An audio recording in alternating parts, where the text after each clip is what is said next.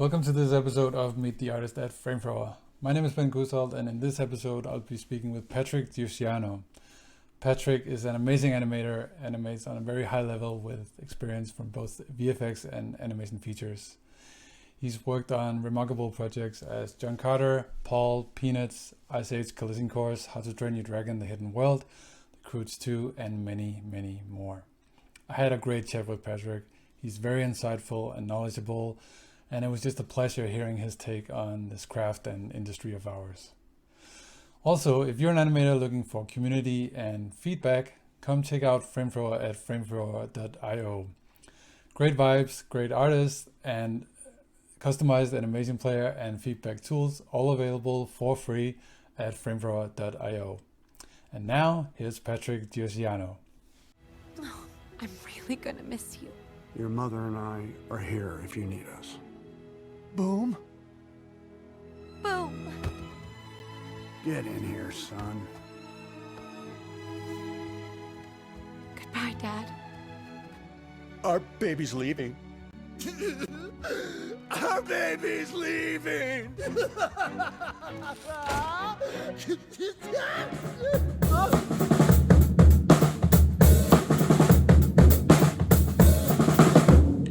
So you were just saying that how things kind of, the world of animation opened for you for real with coming to DNEG and London and working on Paul and John Carter. So I believe you started in France before that? Yeah. So what happened is I started in France. I started in Luxembourg, a small studio, yeah. So that was the beginning of my career in animation. It was a small studio, but it was fun. I learned like basics there. Yeah. And it was a TV series. It was, I was just looking forward to do something a bit more interesting. And then I arrived in France. I started on Kaina. It's a French movie. It was the first French CGI movie in France. And that was huge for me. Like the quality at this point was really good. Now when I see it, I'm like, just a little bit. and then from there, I supervised the end of the movie. Then I worked for other studios and ended up in Attitude Studio. It was the biggest studio in France, where I stayed there for maybe 5 or 6 years as an animation director. And I had a great time there. That's where we started to really push toward big budget, working with American. We were working with Warner, with DreamWorks, Disney, and I was thinking that's really what I want to do. I want to go work there, Hollywood and all that.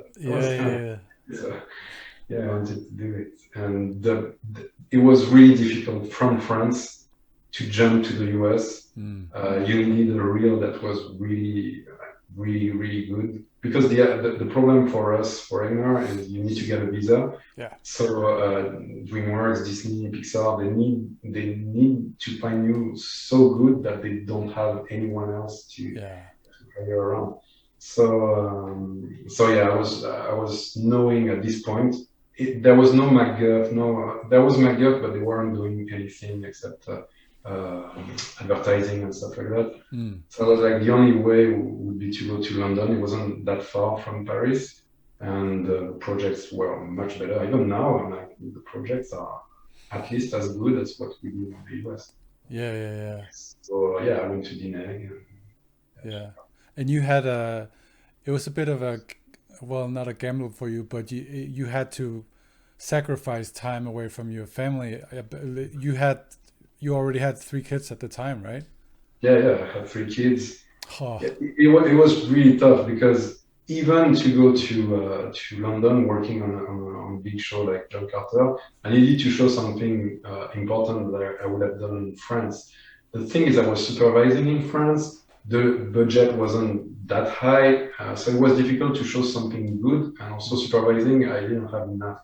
So I was working at night to improve my reel. As we were working with Disney, DreamWorks and all that, I had assets like rigs and stuff that were pretty good. So I would work with it on my own time. So my last kid, like she was born, like she was a few months while I was working at night until 3 o'clock in the morning. I could hear my wife waking up, trying to nurse the baby, crying, Wow. and I was working, trying to help if I could. It was tough, Oh but yeah. then thanks to that, I think mostly because my will wasn't strong enough from just the thing I was doing in France, but from the thing I was doing on my own, I got the job with DNEG, and then yeah, I knew I had a chance, but yeah, I knew I had to move there. Moving there, there was no. I knew that there was nothing that was sure for me that they would give me the job for at least a year or something like that. They just gave me a contract that could end at any time. So like, how can I, like, I can't bring the family in a country where no one speaks the language.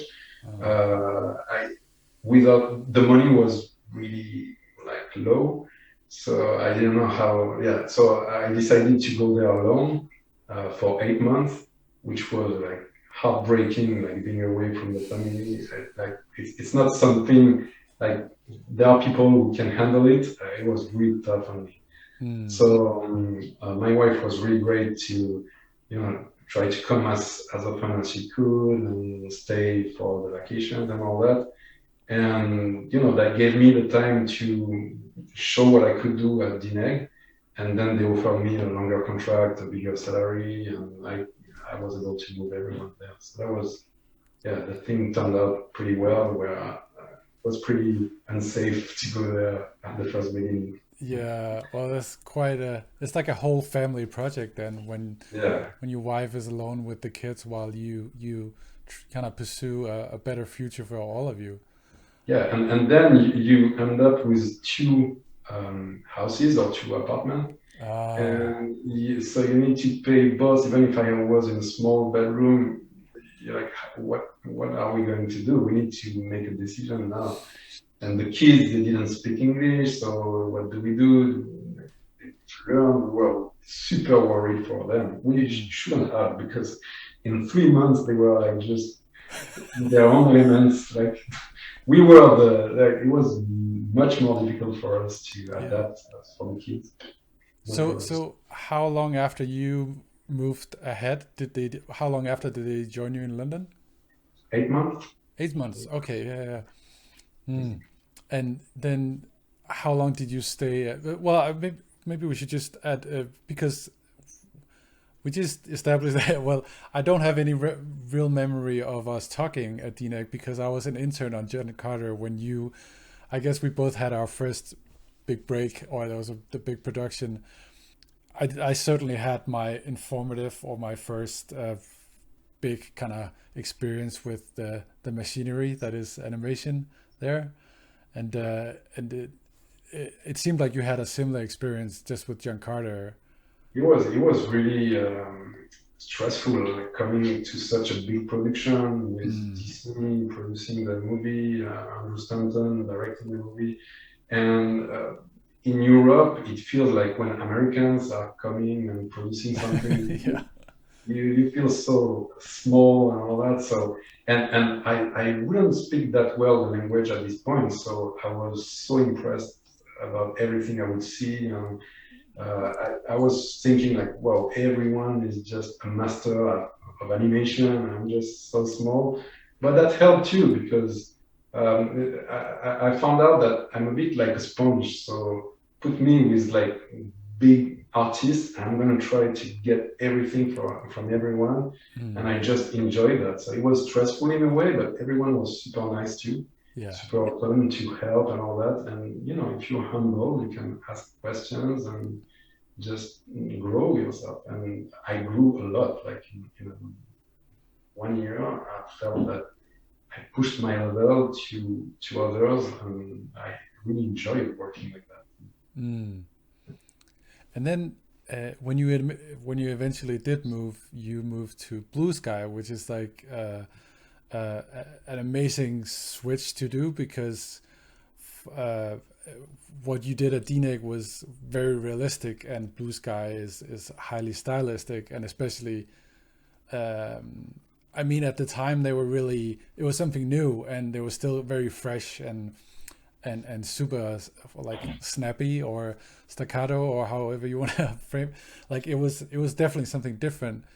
Did you approach that in the same way as you did when you moved from France? Did you work on stuff on your own, or did you show them what you had from DNEG and then that got you the job? Yeah, I showed them what I had from DNEG. The thing is, my goal, my ultimate goal was always to work for Disney, DreamWorks, Pixar, and Blue Sky. They were, the studios that I wanted to work for. So I've been applying for many years before, even at Pixar and stuff. I worked on my own projects and so I was really passionate, but I think no one saw me. Like they didn't even saw the reels I was sending. Like I didn't know, but if you don't have the contacts and all that, they have piles of reels. So they didn't know, but I think Blue Sky might have received a few of my reels that I sent, and someone might have seen one of the latest, thinking it's not that bad. The guy just needs a bit more of experiences, but the reel is not that bad. So when I sent the reel from DNEG, I think they got really interested because I had already some kind of cartoony stuff too. And DNEG was realistic, but it was pushed animation on big budget. And at the same time, I was applying at Disney, reapplying at Disney too. And yeah, Blue Sky called me first, and they were so enthusiastic that I said yes, and then Disney called me and I said yes. No. So I was like, okay, whatever, let's go. Oh, but you already signed with Blue Sky, or yeah, I was with Blue Sky at this point. Okay, yeah. But that was also really cool because they really wanted to work with me, and I could feel it. At this point at Disney, I remember that it was more like they needed people, and I knew that there might happen some problem with the visas and all that, and they didn't comfort me that if there were any delay, they wouldn't keep my job there. Yeah. Where Blue Sky, they were telling me that's it, that's you. So even if there's 6 months, a year, you have a job in Blue Sky. So we're gonna wait. I was like, okay, they want me. I'm excited to go there. Let's go. Yeah, and I'm not sure what year was that when you joined Blue Sky? 2011. Oh, okay. So they were already, I guess. I still remember Blue Sky as being this young, fresh, but I guess at that point they were already. You started on like Ice Age. Was it Continental Drift or? Yeah, Ice Age 4. I don't really Continental Drift. Yeah. Yeah. No, I don't know. Is that the fifth one or? I don't remember. Yeah, but yeah, I guess so. They were already a big studio at the time. Yeah, they were full steam. There were a lot of projects going on. So yeah, right there, like you said, the style was very different, and I knew about it, but it's pretty different. Like it's ages ago. I was afraid of nothing. So I went there, I was thinking, oh, that's going to be tough, but I went there and I did it. It was super stressful at the beginning because, of course, the style was so different. They were kind of the pioneer of this style, like super cartoony and cut, Warner Bros. Style. And yeah, I loved it. I was thinking that's gonna be even more difficult to work for Disney or DreamWorks because their style were more the kind of style I knew. Yeah.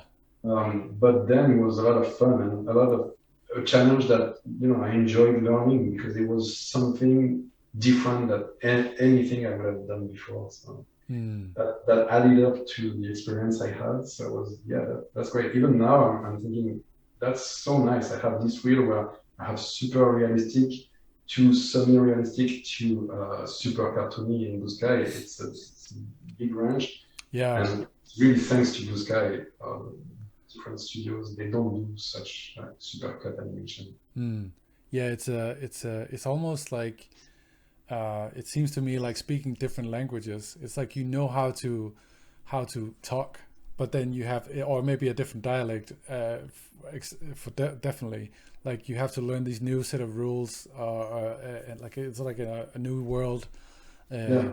and and then But yeah, then you find out that it's a sense of timing too, and if you have it, you just need to transfer it, and it's like an eye also. And it's funny because jumping from one show to the other, your eye is going to work toward super cut, super fast animation, yeah, and then when you come to a more realistic show, it takes you like a month to adjust. Like the first shot, everyone's going to tell you, oh, it's a bit too cut. Like you should finally, and vice versa. So it's an eye you develop, and but if you're good at timing, you're gonna get there. It's just bending your the vision of what you think is good and pushing it towards something snappier or towards something more realistic. yeah.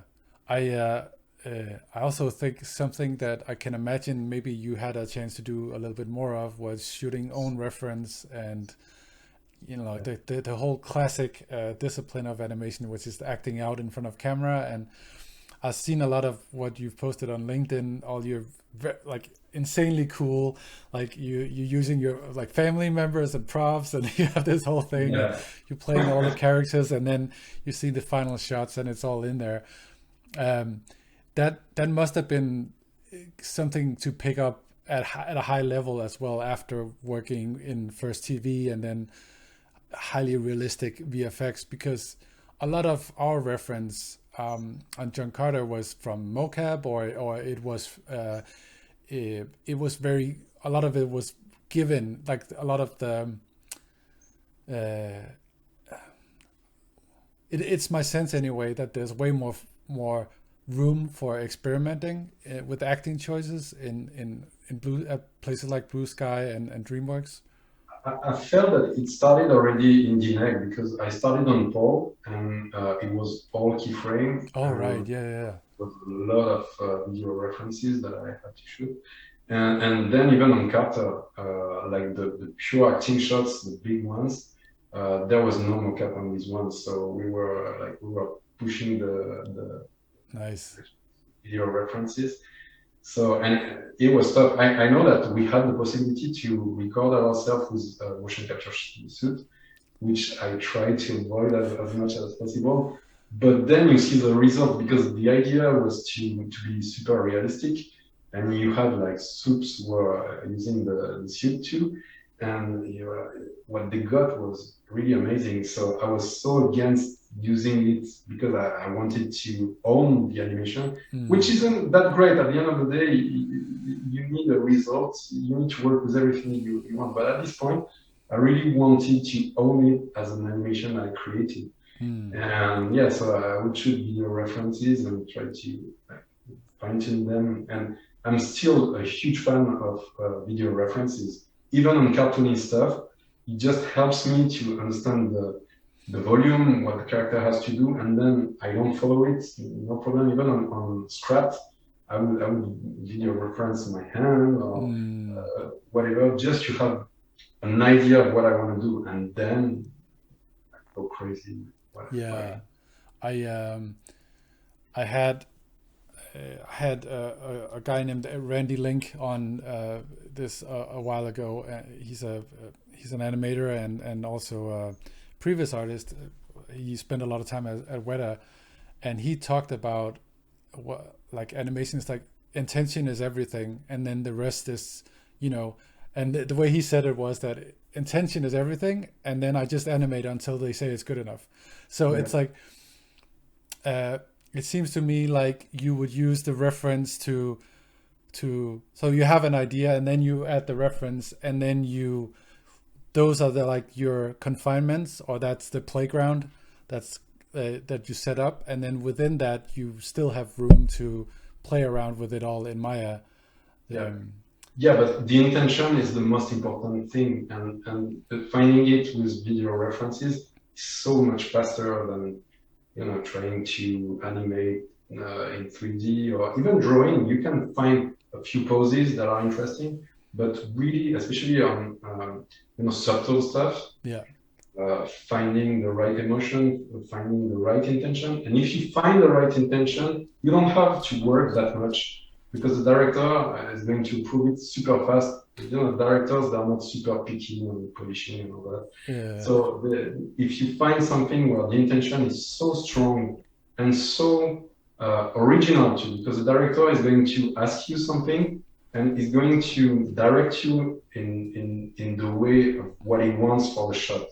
And from there, you need to find a strong intention that matches what he wants, plus something that he didn't think about and that even better than what he thought about. And it's always a risk. But if you find that, that's it. The job is done. The rest, even if you don't polish that well, or if it's not super well finished, if you find that glimmer of, I don't know, magic on the shot, that sells it to everyone. So I'm trying to hide behind that, trying to find the magic, so I can just. So you don't have to stay late. Exactly.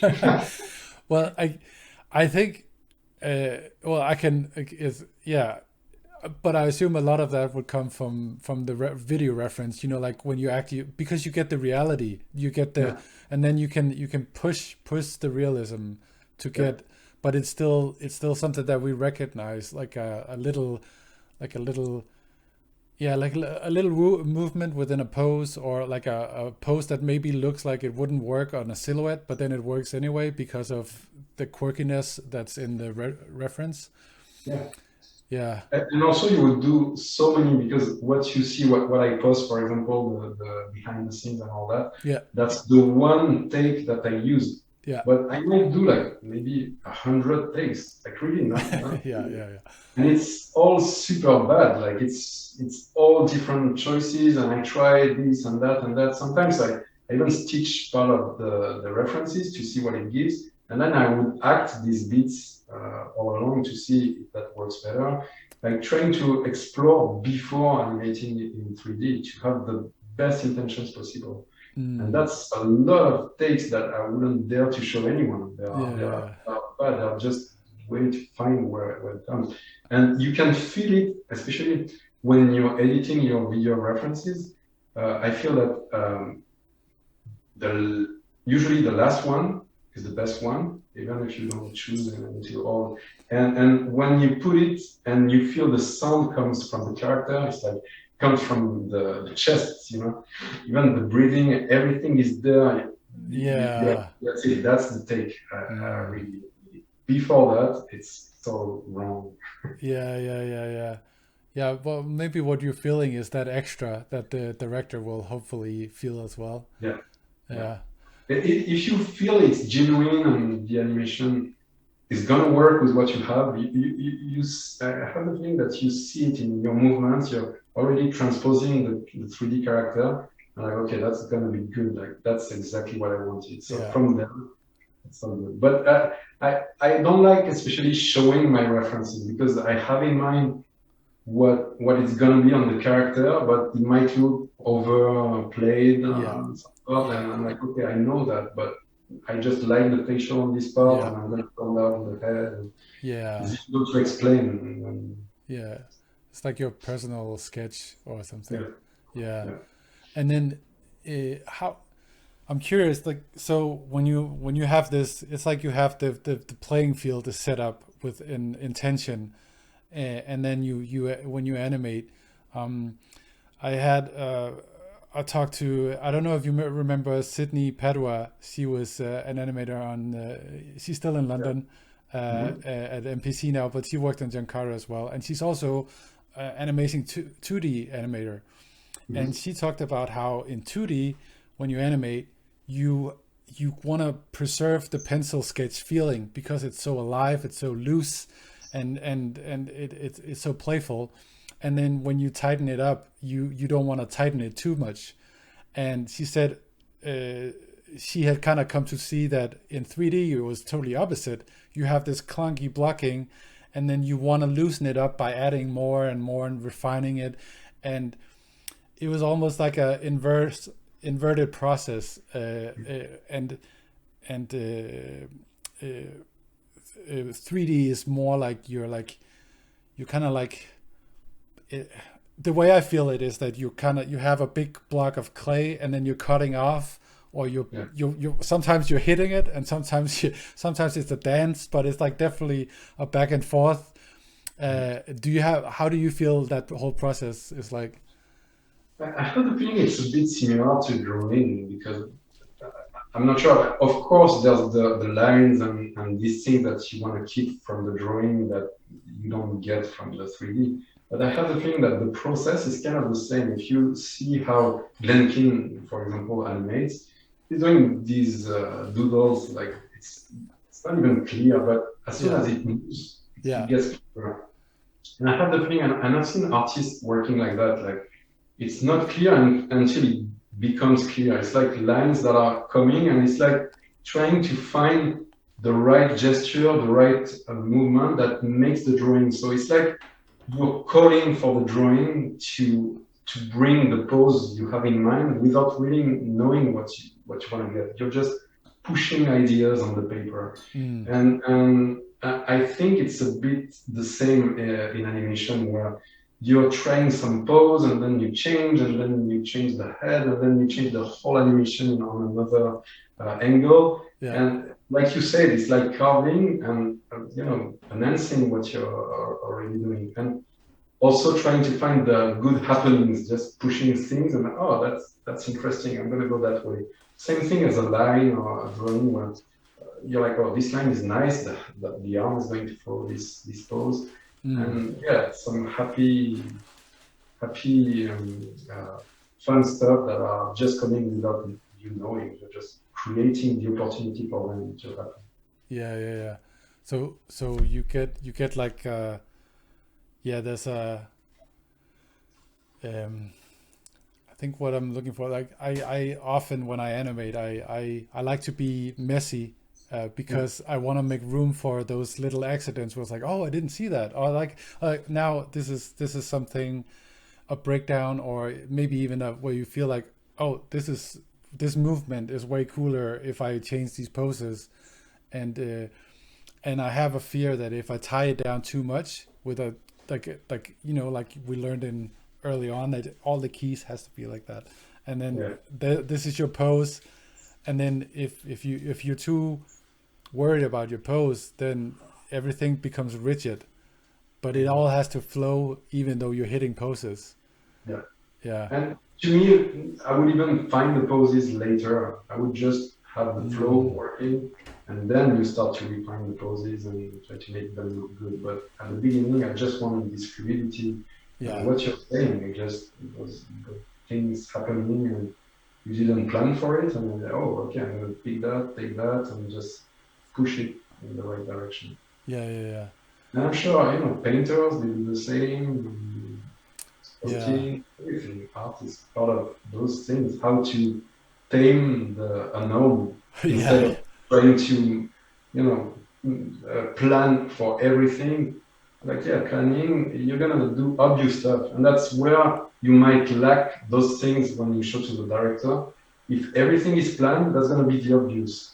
What you want to show is something that follow what the director wants with this thing where he didn't think about it. And if you work like what you say, you find stuff that no one thought about, even to yourself. Yeah. Oh, that's very cool. It's nice for me to hear that, because sometimes people look at me funny when I say that I don't like it when the keys are but like we all have our ways. I can see like great animators and working in poses and all that. So we want to in some way. It's interesting because I read an interview with you that's a few years old now, from an outlet called IA Magazine, I think, or IA Mag. And you were asked about whether or not animation is an art form, and you said that it was, and when you put so much creativity and so much of yourself into an outlet, it becomes art. And I'm curious about how how they worked with the artist at Blue Sky and now at DreamWorks, because to me it seems like you wanna give the, I know they call us artists, but you want to give us the feeling that we are artists. So whether or not we're really doing, like, it is up to every individual what art is, how much of your own vision you need to add into it for it to become art. But I think what's important is that you feel that flow, the artist, you feel that you are the artist. Is that it? Is that being preserved in your experience? Because you have to hit a deadline while also leave room for that extra bit on top to impress everyone, right? Yeah, and I think it's both. You can't leave the artist part because of the deadline. Yeah, exactly. Yeah. If you do that, you're laid off. That doesn't work. So yeah, I think that's, yeah, in Blue Sky and in DreamWorks, and also you're surrounded with artists that are even more deeper in pure art, like the drawing side, all the sets, the lighting, all those things that are, the colors, all that. It's pure art to me. And from there, it's going to, like what I was saying, I'm kind of a sponge, so I'm trying to get what they're doing, the poses on the characters, all the facial poses are done by 2D animators, and you need to match that, trying to find the best push facial animation. So from there, you learn a ton, and then you need to bring that to all of your shots in the fastest manner, because you have this deadline. But so you need to be a fast artist, and that's and I'm sure you know that it's even more complicated. You need to bring so much art to something that isn't art. It's just like, if you see those characters, like you will see the characters in Blue Sky, the mouth is just a line. Yeah. When it's animated, it's so like super complex and 2D style, these poses, the brows and all that. But to get something strong, they need to have models that are so blank, with nothing happening on them. I was so stunned to see that there's nothing, and I'm gonna need to bring all that to this character. And then you change all the lips, all the details, and every controls. So this is really art, I think, because it's like drawing in 3D all the shapes of the character, all the poses. And I'm a fan also about all the Marvel comics, and when I was a kid, I would read that, and the poses were so interesting to me, like the hands, the way they pose them, the arc of the body, and all that. So I remember taking from all of these, all the cartoony stuff also I used to watch when I was a kid, and try to put it into my 3D animation. And yeah, I like to work with layers and all that, so I can try to put that super fast, test it, and then show it, and go to another shot. That's why what I was saying before, if you can sell this art, because the magic you're selling is the art part of it. If you put all this magic, all this art first, you're gonna get approved faster, and then the rest, the technical part, it goes fast, because no one is going to really bother you with all these things. I really prefer that. I see some animators really fine-tuning all stuff, and the soups are coming and change this, change that, and it takes so long. And at the end, the shot isn't as good as what it should have been if the intention was stronger. So just get the it's like you're polishing the surface while the core should be the that makes sense. I'm curious, at you were at Blue Sky for, was it 6 years? 7 years. 7 years. And did you do any lead work, or Yeah, I was a pod lead, so that means you have about 8 animators, and on the mornings, like every morning or one morning on Tuesday, you just go around and you work with the animators on their shots, and also work with whatever schedule they have, if they feel okay with the schedule, and try to, you know, release a bit of pressure with them, because sometimes it's super stressful, especially in Blue Sky. Yeah, yeah. That was pretty tight, and yeah, so that was interesting. How did you find that working with, because you would have to do a lot of mentoring, I assume. Yeah, yeah, yeah. Especially with the youngest, and which was the most complicated, because they would get lost on notes, and sometimes you're like, you're going to break what you already have that's working. So that's where I think when you're supervising or when you're giving notes, the best way is trying to understand what the animator is doing and trying to play with that, work with that, instead of, you know, changing completely the direction. Sometimes it doesn't look like something you like, but it's because it's not there yet. You need to understand where it's going. If you change everything, especially with tight schedule, it's going to be worse than what they had. So the idea was trying to say, no, don't break everything you have. Just change this, change that, and you're going in the right direction. Like the director didn't ask you to change everything, just this and that. You should be good. And yeah, that was tough, because in Blue Sky it's pretty competitive, and the notes can be harsh, and the young animators, they would be like overwhelmed right away, and just like, okay, what should I do? And ask everyone, and then have so many inputs that you could think is good, but you need to choose the inputs, and if you don't know, there might be like so many voices, you don't know what to do. So that was a challenge.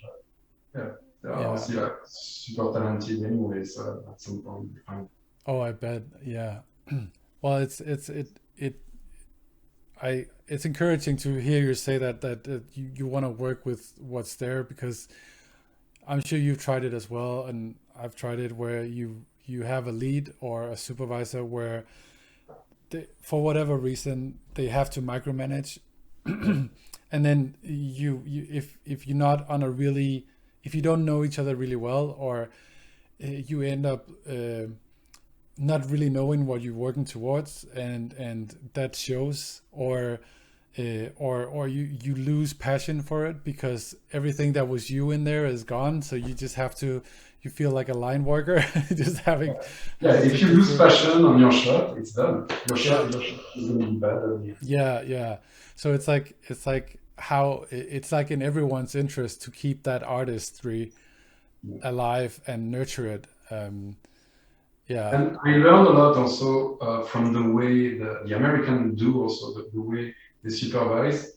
I think in France, I would try to not micromanage, but I would be a bit more blunt in the way I would do the note. Where in the US, I was even kind of annoyed at the beginning, because it's always, oh, that's great, and this is amazing, but if you could do this and do that, but that's amazing. And then it's always amazing, but you still have notes. You're like, come on. Yeah. And then I really understood how to manage that, and it's real, because now that I have more experience, I know how much stress it is to go in dailies.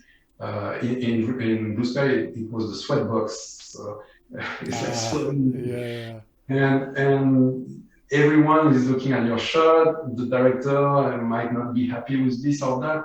You're stressed. You know the schedule. He knows the schedule is tight. If the directors themselves, and the way the American way of doing it, in a way that relieves this tension right away. You're just stressed because of all these constraints around you. But as soon as the director says, that's amazing, you're like, okay, now you can give me the notes.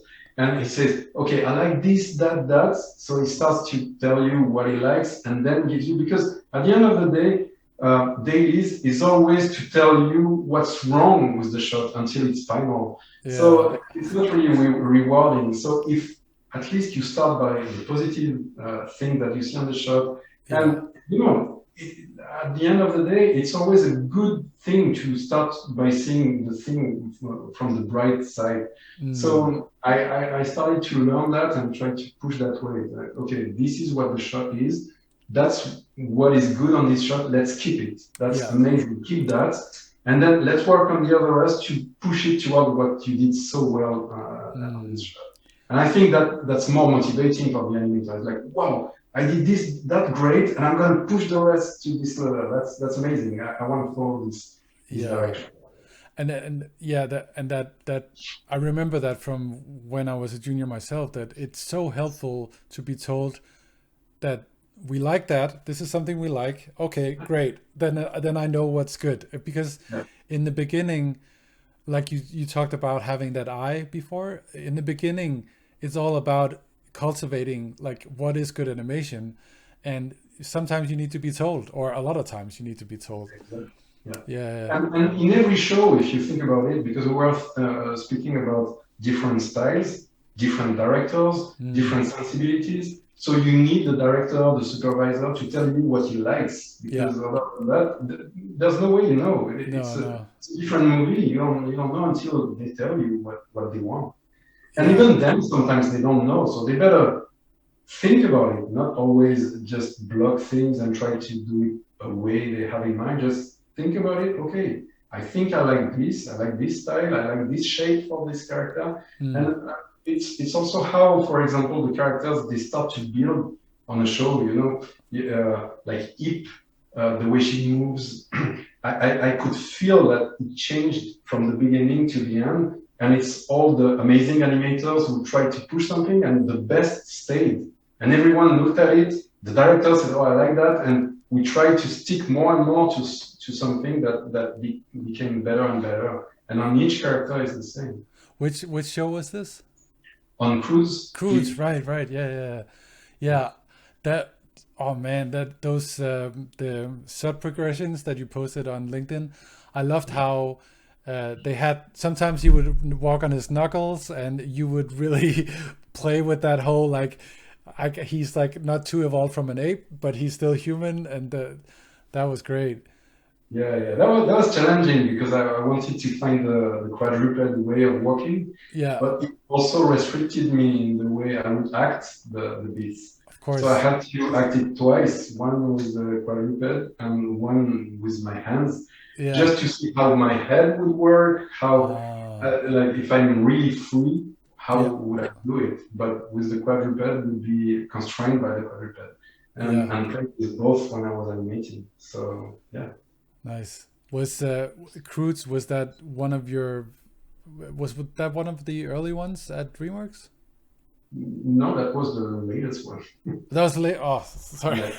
Like you've done a lot. Which one was your first one at DreamWorks?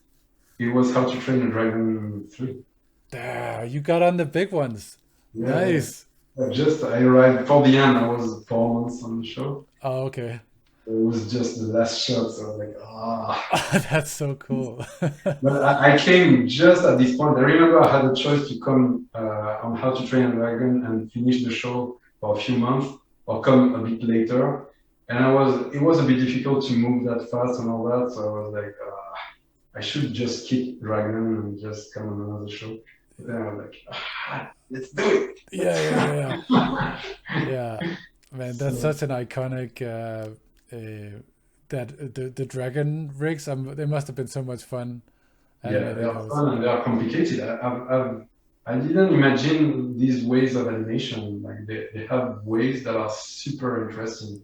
Like they have this tool I wouldn't have thought about, because we worked on a lot of flights on Rio, and it was like super complicated to have all these birds flying, and it's not consistent all along the show. There's so many flights, different like land or taking off and all that, in different ways, different style, different characters. So super difficult and not always consistent and not always efficient, like a lot of work for not the reward you would expect. But on How to Train a Dragon, they had these cycles on the dragons, so flight cycles, and then they have this way of using it where you can separate every part of the body and use the cycle on I don't know how to explain it. It's like a speed and a range of motion. So you would change the speed of any limb of the character and the range of the movement. So you start with a great flight cycle that is super well done, and then you're going to be able to push as much as you want the way for example, the wings are flapping, or the speed of it. Then you have control layers on top of it to change the position of the limb, and everything is separated, so you can change only the chest, the head. And at first I was like, well, that's weird. It's not the way I'm animating. Like that's an animation that's pre-done. But then you work with that, and you do amazing thing because you're not stressed about doing it exactly the way the wing will do. It's gonna do it the way you do, but the timing is gonna be important. If you feel the wings are staying like that and then flapping, you do it like you want, and you just add some layers on top of it. And I wouldn't think it would work, but it's just 10 times better and much more efficient. And that makes you more creative too, because you have the tools that don't slow you down. They help you getting fast something you want to do. So that's new way. Yeah, that sounds like the way to do it. I worked on the last season of Game of Thrones at Image Engine myself, and they had something similar. Well, it wasn't as streamlined with like a specific tool with dials and stuff, but we used all these cycles that were pre-approved and super well done already, and then you would kind of piece your shot together using as much as you can from those. Because I learned early on that if you try to do something yourself, you would just get stuck in one of the 100 controllers on one of the claws, or like it's so complex. So if you want to have something done in time, you want to use whatever tools are available. So it does seem like a good way to go about it. But when I was on Dragon, there was a flight school. They called it a flight school. Nice. You would learn how to fly with the rigs and all that. And it took, those 2 weeks were intense to understand how it works. Yeah. I bet it paid off in production time when you knew how to go about it. Production time and in flexibility, and you see them, the dragons, they are really well done. Oh yeah. All the dragons are consistent. You feel the weight, you feel the choices, they are interesting. And it didn't take that much time to do something interesting. Yeah.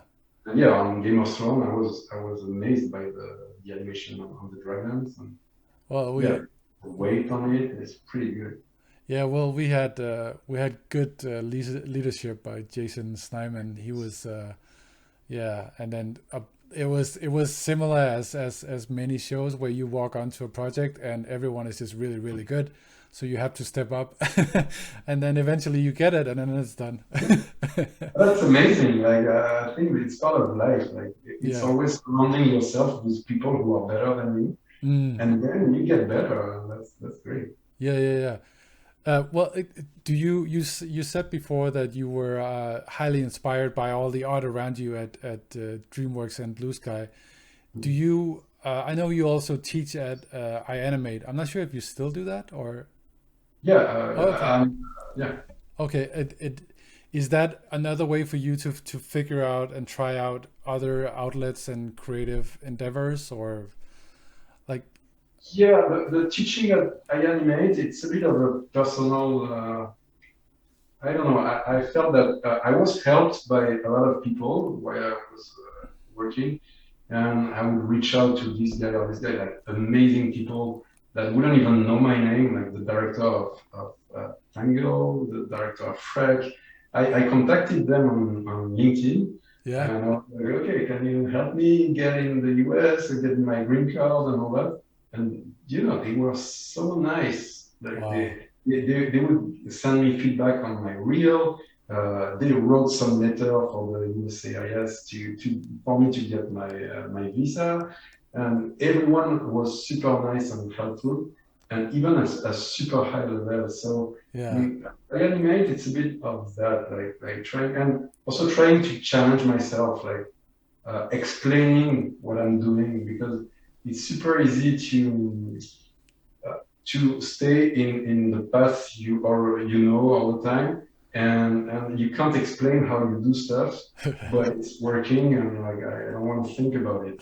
But then explaining it with real words to someone who doesn't have a clue what you're doing, it's pretty difficult. But that it's give. While you're teaching it, you are learning about what you're doing and making it better too. So yeah, that's part of it.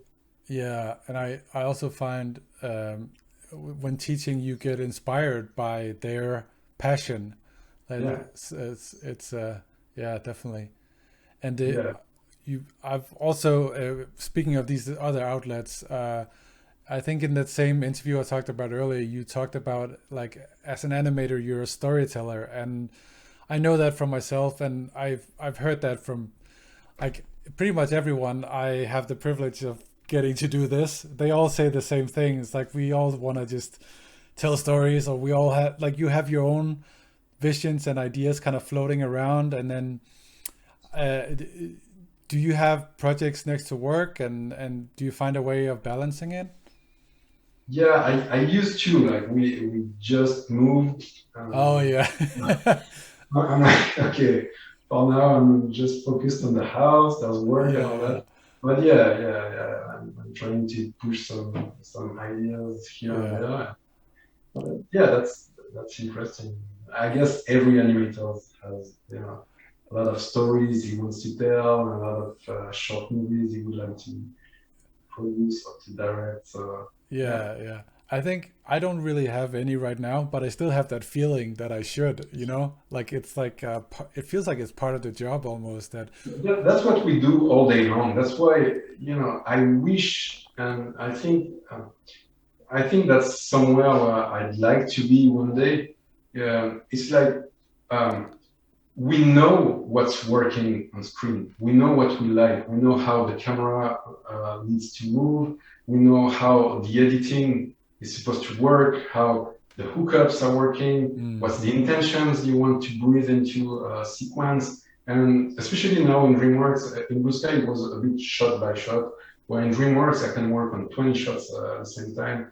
And you're going to play with it. You're going to even change the editing sometimes to make room for a shot or two, and change the audio if you want to. So we are working in every position just in animation.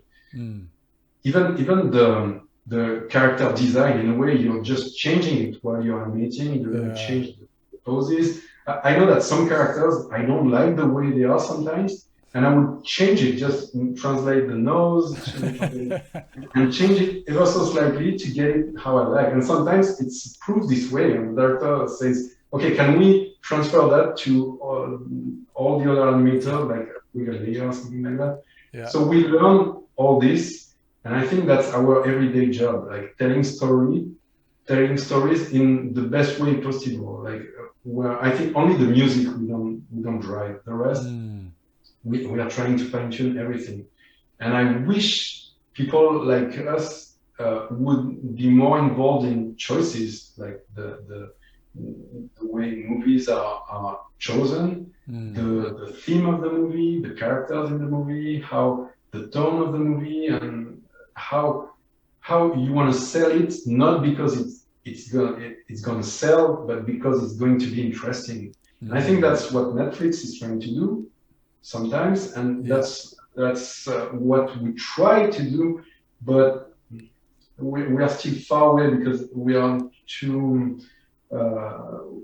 to stay safe. And why we are doing that? Because people who are making decisions, usually they are not really good at what we are doing. They are good about money and how to sell this thing and this thing, but taking risk on something you don't know, like animation. If you try this character, these colors, stop motion, or whatever kind of style, maybe that's not going to work. So let's do something that's safe. Well, for us, we know what can be safe because we can feel also the trend. We are just geeks, like I guess you are as much as me. We know what we like Spider-Verse. How long have we been waiting for this? And it's like, Yeah, duh, of course, now everyone likes this, but we wanted that forever, and they didn't want to give it to us. Yeah. And they finally did it, and you know, and now it's changing stuff, and we need this more often. Netflix is opening that. A Spider-Verse did it for us also, Yeah. but it needs to be even more pushed. And I think people are, and it's funny because they have this example, like in Disney, they took John Lasseter at some point to help. So Pete Docter is helping. All these guys who are coming from an artistry background, they help much more to choose to. They help in this way, and I wish at some point, you know, being able to produce, I don't know, choosing project and all that. That's something I'd like to do. Yeah, no, I couldn't agree more. It's sometimes you can even feel it when you see the trailer or you see the. It's like someone was just looking for a payday here. When you say sometimes, I would say I'm going to be harsh, but most of the time, yeah. you are looking at the trailer and you're like, oh, come on. Why? And you know, they are pretty rare, the movies where you're like super excited. Like, wow, I want to see this movie. That's gonna be there are a few like that. Yeah. And yeah, we just need to have more like that. And because it's possible. Now we can see it's possible. Yeah. It's a bit of a risk, but when it pays. Yeah, I wanted to ask where you think things are going in the industry. And but I feel like you just answered. Well, we know where we hope things are going, right? But yeah, I think it's going in the right direction. It's too slow. Yeah, but it's moving. Yeah, something happening. I think the COVID helped. Yeah, TV helped. Everyone is fighting to get the best new thing, and new is better. So yeah, let's continue like that. Now, it's going to be unsafe for big studios to make those decisions, but in a way they have, you know, the potential to do it. And to me, it wasn't paying that much to do sequels and prequels and all that. Yeah. So even the Star Wars and all that, you know, they are making ton of money because it's the core Star Wars that makes this. It's dying down. Where they could have made it such a universe that would live forever, like just building up on something great instead of just trying to squeeze it out and think what comes out of it. Yeah, you can kind of feel the diluting of the brand when they don't add any real original thoughts to it. Yeah. Where Marvel, for example, it's a bit too much, of course. That's a lot. The game, I was like, wow, it's never ending. But in a way, man, they are really going for it. Like, I was a fan of the comic books, and wow, they put so much into it. You're like, yeah, they really pushed the envelope. They didn't just try to do a sequel, prequel, and all that. It just, and it's a lot of money. Like the end game was 3 hours or something like that. Oh yeah. We didn't ask for that long, and it's a lot of money to produce. So you gave it anyway because you wanted a product. So you like it or not, it's a bit too much, of course, but still they gave it to us, and it's some kind of movies that are kind of new in a way. It's like, wow, this kind, it's interesting. That makes some new things to watch on cinemas, which keep them alive. Because now, why would you go to the big screen if it's not to see some crazy, huge and all that? So they brought that. Now, what's next to bring some crazy stuff to the cinemas? Or I agree. It's like as long as there's something new or something fresh. Yeah. AR, VR, like what are we doing? These things should explode. They should be everywhere, but no one is looking at creating content. Like they're trying to get the best glasses that will do all the crazy stuff. We like create freaking content that people will love, and then they're gonna buy your glasses, and then you're gonna have money to make it better. But now trying the technology to make it so good, but no content with it. Yeah, that's not the point. And that's why it's good. I totally agree. When it comes down to it, like you can view it in a lot of different ways. It's if the story is not good, it's not gonna resonate, and if it doesn't feel fresh thematically or artistically, it's not gonna resonate either, no matter how you look at it. Yeah. Yeah. And they don't produce any of that, so not enough. So Oh, we'll keep our fingers crossed. yeah, but that's gonna happen. I'm super positive on those things. Like, it thinks everything is going in the right direction. It's a bit too slow, but it's gonna get there at some point. And you know, in our industry, sometimes it's slow, but when it happens, everything happens at the same time. It's an explosion. Like Netflix, like it's like a boom. I think because of COVID and all that, they became so huge in such a short amount of time. And all these platforms now created a Disney Plus and Peacock and all that. So yeah, everything is boiling, and I can feel like it's just waiting to. So hopefully we're gonna have fun with that. I'm sure we will. Patrick, I've kept you long enough.